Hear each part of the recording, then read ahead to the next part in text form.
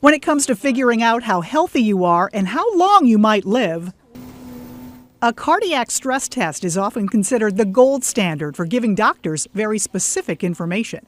For their risk of a heart attack and dying from a heart attack in the next 1, 3, or 5 years. But what if you could predict your longevity quickly, easily, and without even leaving your home? Like that?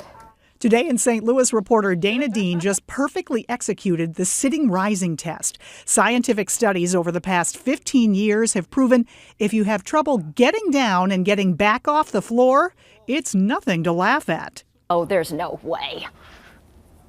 Am I supposed to sit? Yes. And then not use my hands? Yes. Oh, this is not going to happen. Scores are based on a scale from 1 to 10. On her first try, Heidi scored a 6. I better start stretching now. Work out a lot? Yes, but apparently not the right way. She's actually onto something. Dr. Cloju Aruju invented SRT to easily measure non-aerobic physical fitness. He's the one standing here in his lab in Brazil. When I spoke with him via Skype from his home in Rio, he told me the idea came from observing his older sedentary patients who could pass basic aerobic tests. Many of them are able to bike or to run in a treadmill, but if you ask them, could you tie your shoes? It's pretty difficult to do that. The goal is to get down and back up from a sitting position using minimal support. It can be used in all age groups. Score 3 or less, and your risk of dying is 5 times greater over the next 5 years. It may look and sound easy.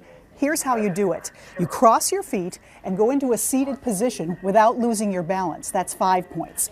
Come back up without losing your balance is another 5. But you can lose points really fast. You lose a point for each hand, arm, or knee you need for support. Take off half a point when you lose your balance at any time, either on the way down or coming back up.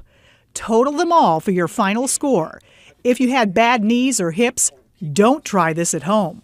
Stuck the landing on that one. Have a friend, have a spouse, have a partner with us when we do this. Be sure to take off your shoes and wear comfortable clothes. Meteorologist Cindy Pressler, a little shaky on the way down, but a very impressive 9.5.